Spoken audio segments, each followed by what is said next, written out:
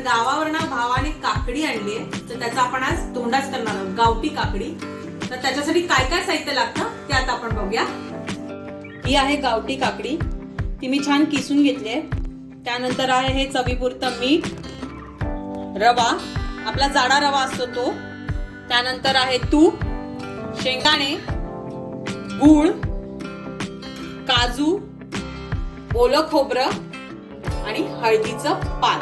तर आता ही जी काकडी आहे ती काकडी मी किसून घेतल्यानंतर हा जो पेला आहे, असे 2 पेले हे काकडीचा किस झाले आहे. त्यानुसार मी ह्याच पेल्याने ही 1 पेला रवा घेतलेला आहे.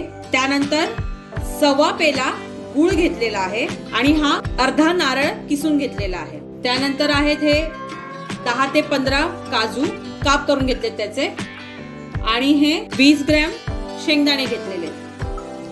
तूप पण आपल्याला 2 चमचे लागणार आहे, आणि हळदीचं पान, कुंडीत हळद लावले त्याचं पान आहे. तर आता आपण पहिला रवा भाजायला घेऊ. रवा आपण छान खरपूस असा भाजून घ्यायचा आहे. आता गावी काय करतात माहितीये, उकडे तांदूळ असतात ना, ते तांदूळ छान तव्यावरती फुलवतात. लोखंडी जो तवा असतो आपला भाकरीचा, त्याच्यावरती छान फुलवतात म्हणजे, आणि मग ते जात्यावरती भरडतात, आणि त्याचा जो रवा निघतो ना, त्यापासून गावी धोंडाच बनवतात. आता आपण इथे रव्याचा बनवतोय. आपला रवा हा थोडा भाजत आलेला आहे. बघा आपला रवा भाजत आलाय. रवा भाजला हे कसं कळायचं, त्याचा सुगंध पण येतो, आणि जो आपण चमचा, आपण जे रवा भाजतोय तो चमचा पण आपल्याला हलका लागतो. बघा हा आता आपला रवा भाजून झालाय. आता आपण एक वाटप तयार करणार आहोत. आपण अर्धा नारळ किसून घेतलाय, ते खोबरं घ्यायचंय, पाव चमचा हळद घालायची, 1 चमचा जिरं, आणि हे पाणी न घालता जाडसर वाटून घ्यायचं. आता एक आपण असा जाड बुडाचा टोप घ्यायचा आहे. मी पितळेचा टोप घेतलेला आहे. त्यामध्ये ही काकडी घ्यायची आहे, जी आपण किसून घेतली होती. काकडीच्या रसासहित काकडी घ्यायची आहे, आणि त्यानंतर आपण ह्यात घालणार आहोत हे गूळ. हे आपण 1.25 पेला गूळ घेतलं होतं. हा काकडीचा 2 पेला किस आहे, म्हणजे ह्या पेल्यानुसार हा 2 पेले आहे. घेतलं होतं खोबरं, जिरं आणि हळद, हे जे आपण वाटून घेतलं होतं ते घालायचंय. ह्याच्यात पाणी अजिबात घालायचं नाहीये, कारण काकडीचं जे पाणी आहे आणि काकडी आहे त्यातच आपल्याला शिजवायचंय, त्यामुळे पाणी आपल्याला घालायची गरज नाहीये. आणि 1 चमचा तूप, हे मी 1 चमचा तूप घेतलंय. हे काजू, हे शेंगदाणे, हे आता आपण सगळं एकत्र करणार आहोत. हे असं छान एकत्र करायचं, आणि गॅसवर हे शिजायला ठेवायचं. हे छान एकत्र करायचं, आणि काकडी ह्या गूळ आणि खोबऱ्यामध्ये छान शिजायला द्यायची, म्हणजे हे छान शिजवून घ्यायचंय. चांगलं असं रटमटलं पाहिजे, मालवणी भाषेत बोलतात ना, रटमटाक वया, आणि मग ते तू रवो घालूचो असा, असं गावी म्हणतात. गावच्या लोकांचा, म्हणजे आमच्याकडे मालवणी लोकांचा हा केक आहे. कोणाचा वाढदिवस असेल, तुमचा सण असेल, काही असेल, तर तेव्हा हे धोंडाच केलं जातं. आणि स्पेशली पावसामध्ये जेव्हा काकडी आता जी मिळते, त्यामध्ये हे धोंडाच केलंच जातं. हे तरी आपण छोट्या छोट्या काकडीचं करतोय.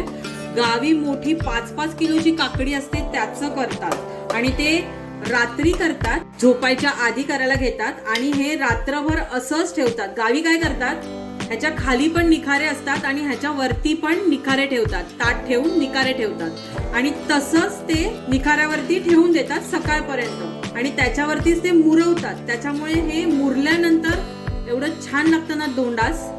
काही जण ह्याला धोंडास म्हणतात, काही जण ह्याला टोपातलं म्हणतात, आमच्याकडे धोंडाच म्हणतात. हे बघा आता हे आपलं गूळ वितळत आलंय, ते छान आपण वितळून घेऊया, आणि काकडी, शेंगदाणे वगैरे सगळं शिजवून घेऊया.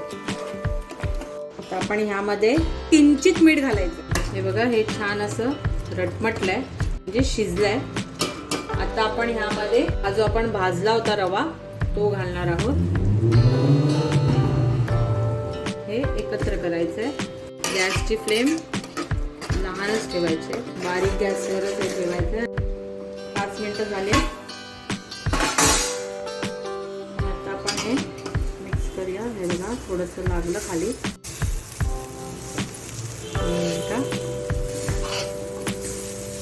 आता हे आपण खाली उतरवूया.